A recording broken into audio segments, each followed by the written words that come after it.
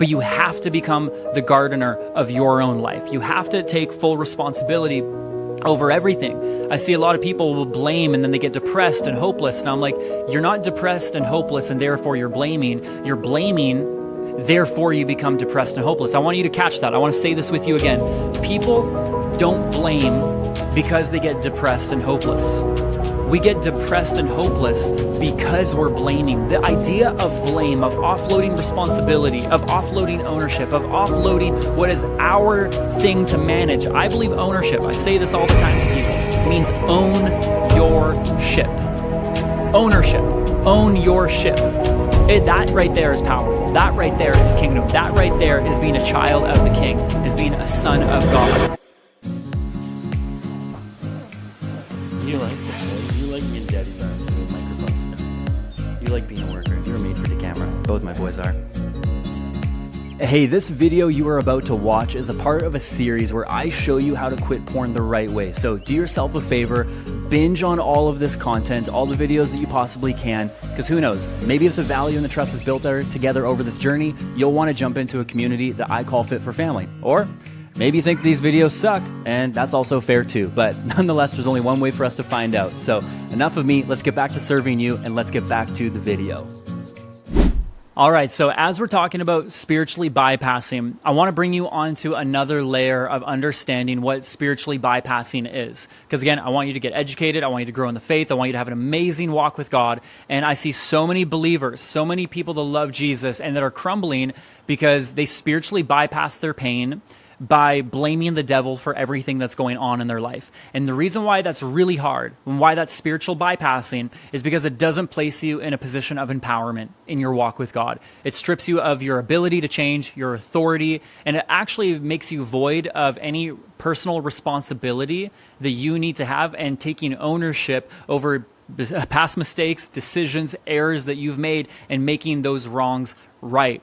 I'm my own life, and I want you to dialogue. I want you to think about this as you're talking to your friends about this that you've invited into this journey, or as you journal and reflect. I want you to think on this right now. Where in my life am I giving the devil way too much power? Because I think as believers that we actually lack a lot of intimacy in our walk with God because we're too intimate with the devil. We actually talk about him a lot. We blame him a lot. We give him a lot of credit to things that he doesn't deserve credit for. We give him a lot of power over things in our life that he doesn't deserve power for. But when we give him that power and we believe that he did it or that he's the originator of all these nasty, terrible things in our life, instead of maybe just the consequence of reaping what we have sown, then we are going to be in a really crummy place. And I'll never forget, either in my life, I felt like the devil was the reason why I struggled with porn. I was like, he's just coming after me. He's just hitting me. And you know what, dude? I never felt closer to God. I never felt more connected to the Father. I never felt like I saw the love of Jesus. I'm just kind of like, God, why are you allowing a Job scenario where you're allowing me to be taken out? Like, this sucks. And I just felt like, you know, the devil was uniquely allowed to attack me over and over again, which I think is ironic because he's not omniscient. He's not omnipotent. He can't be in more than one place at one time. But I identified as a person who really, really believed that the devil was just on me every single day. And I was like, of all the billions of people on the planet, you are coming after me, which is a form of pride to think that you're that special, that you deserve that type of attack over and over and over again. And so the framing that I want to use with you to help set you free in terms of this spiritual bypassing is spiritual bypassing doesn't allow you to take true ownership of anything. And when we spiritually bypass our pain and we blame the devil, like for our porn addiction or our urges or the fact that we got tempted. And I'm like, well, is that the case? I see a lot of people blame, and beyond just porn, but specifically porn, it's like, it's the devil's fault. And I'm like, really? Or is it because you downloaded Twitter again and Snapchat and Instagram and you're on those apps for, 3 hours a day?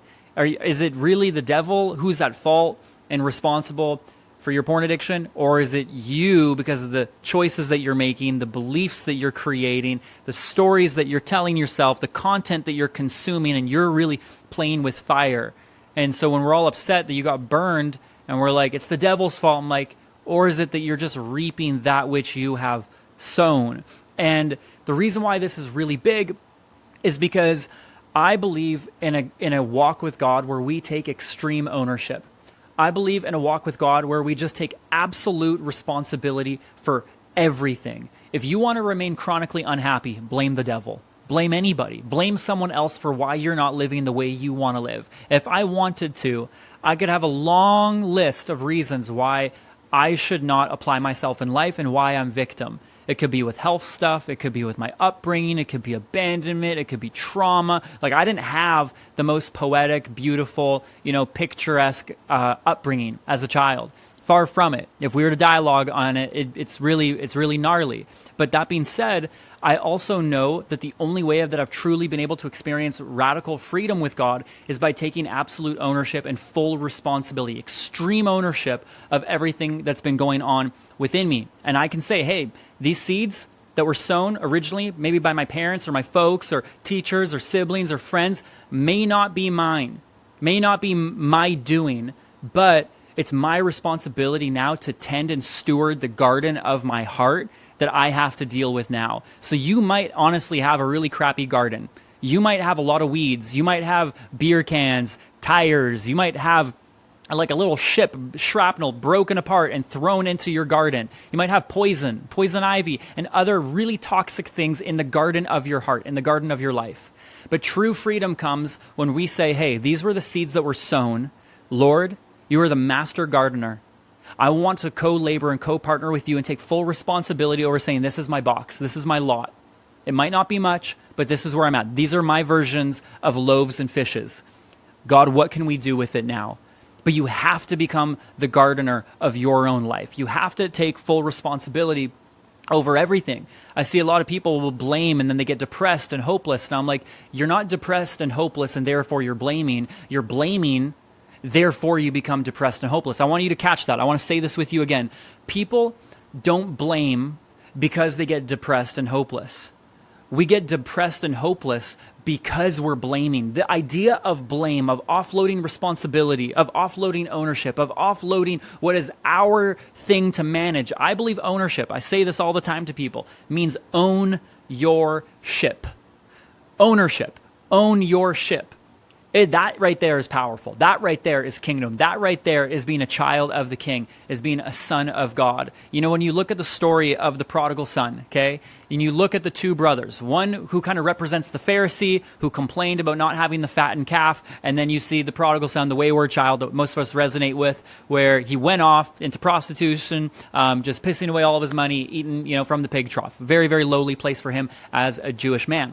And you look at that story, what happens?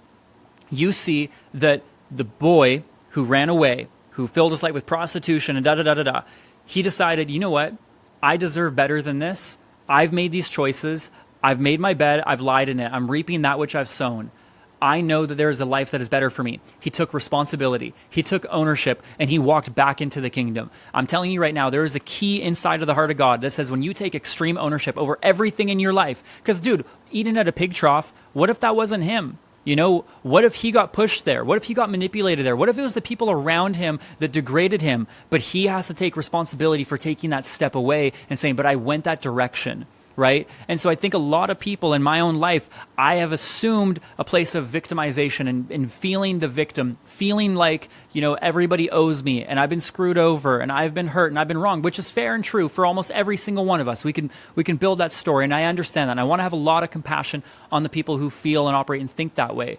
But I'm telling you that other brother in the story of the prodigal son lived in his father's house like an orphan, like a victim. His brother comes home, he gets a ring on his finger, sandals on his feet, a robe on his back. They, kill the fattened calf, and then they're like having a party. And the brother is like, Dad, why? For my wayward brother? You never once done this for me and my friends. Victim, complain, no ownership, no responsibility. And the dad's just like, dude, everything I have is yours. Everything I have, I've given to you to enjoy. And so the point there is that there is such a level of enjoyment that this brother could have been partaking in, but he didn't. He abdicated it. When we abdicate our role and our responsibility, we can't enjoy anything in life. And so when we do that and we blame the devil, again, even if it was right, like let's just say theologically, we all die, we get to heaven and God's like, hey, I just want y'all to know, like the devil was the reason why your life sucked. I'm telling you right now that in terms of helpfulness, in terms of growing and maturing you into your faith with God, like I do believe that there'd be a level of God then saying, again, if this was the case, which I don't believe it to be, he'd be saying, but when you took full responsibility, man, you and I made magic work. You stepped into enjoyment. You unlocked things in your life. That boy, the prodigal son, took responsibility and ownership, and there was celebration. There was connection. There was empowerment. There was intimacy. Into me you see with his dad. Phenomenal. But the other brother didn't have that, didn't take responsibility, didn't take ownership, felt like a victim, and didn't get to experience any of it. So I'm telling you right now, a huge thing that's been massive for me in my own life, and obviously for the lives of other people that we've worked with and helped too, and I'm going to tell you is going to be a massive shift in your world, is breaking up with the victim mindset, breaking up with the stories of feeling sorry for yourself and feeling like you need to blame the devil, and again, spiritually bypass. It's an avoidance of the work. It's going to make you miserable. It's not going to have you bring in friends or people want to connect with you, because we're just stealing energy, stealing spirit, stealing life from us constantly. And I know you don't want that. And so I'd be curious for you to dialogue, for you to reflect on, journal on, think on, talk with your friends in this journey that you're doing this with, and the people around you, being like, hey, have I been spiritually bypassing my own journey, my own pain, because I have not wanted to take responsibility for my porn addiction? I have not been wanting to take responsibility because maybe it's like, well, I didn't do it. I got exposed at 6 years old from my uncle or from my dad, or I saw it from a neighbor. That's how I got introduced personally. I was around like 10 or 11 years old from a neighbor friend. And I could easily wear the hat of just saying, well, it wasn't my fault. And I agree with you. The pain, the trauma, the abuse, the abandonment, the original seeds sown may not be your fault at all. That's not the question. But unfortunately, this is your garden now. And in order for you to truly heal, we're going to need to take responsibility. I've heard people say, hey, the trauma's not your fault, the healing's your responsibility. I would say taking responsibility is a form of healing already, because it's just saying, like, no one's going to come to save me. Now, of course, Jesus died on the cross, but he did his part. He played his role, and now we need to play ours. So I'd love for you to dialogue and ask amongst yourselves these questions and these ideas on, do I spiritually bypass my pain by blaming the devil? Where do I do that? Why do I do that? How has that not been serving me? How am I missing out on life because I do it? How do I feel when I blame the devil? What do I think like? What do I feel like? How do I operate? How does that minimize my connection with God? Because again, what I want you to build here is I don't want to magnify and idolize and glorify the devil. I believe that he's the father of a lot of seeds sown in our life of destruction. But I honestly think that the devil's kind of sitting back. And he's like, dude, I don't need to even touch your life. You're just screwing it up so well on your own. I saw a meme at one point that was just like, the devil is the reason for all these bad things happening.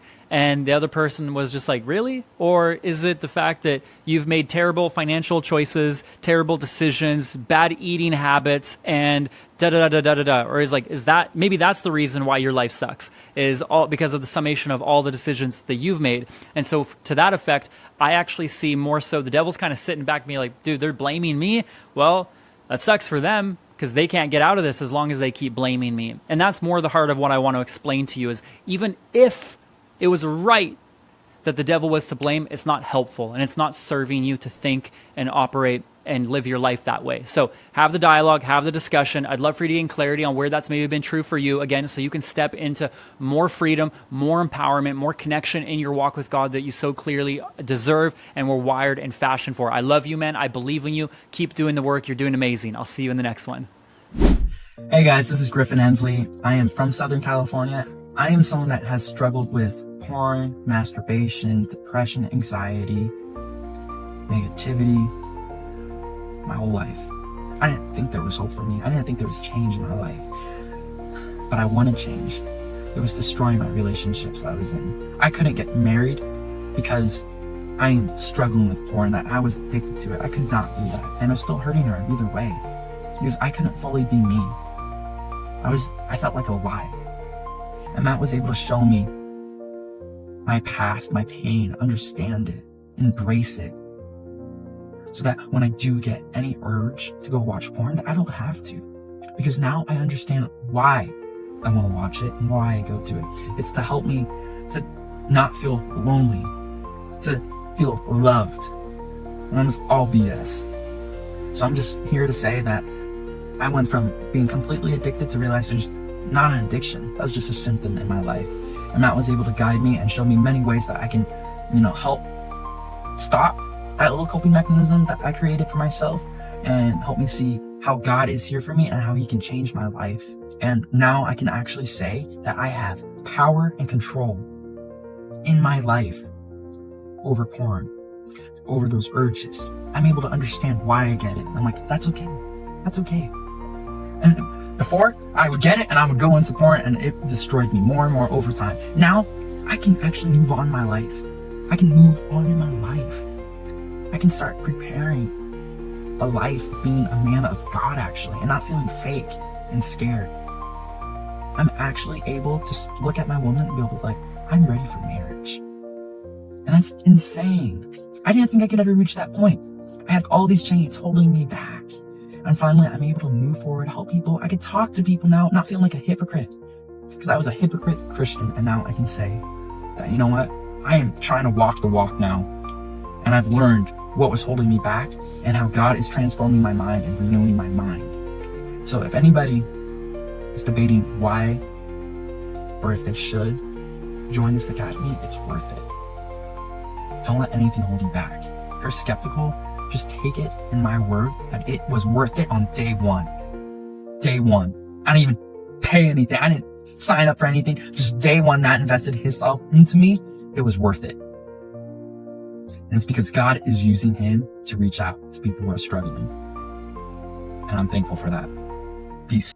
Hey, real quick, if you like that video that you just saw, or if you want to see even better videos than this in a series that I made called Annihilate Porn to help guys or girls like you quit porn, you can subscribe, hit the notification bell so you don't forget any alerts, comment, like, all that jazz, and more importantly, check out the next video that's going to take you even further on the journey from where you are to where you want to be. I love you tons. I'll catch you in the next one.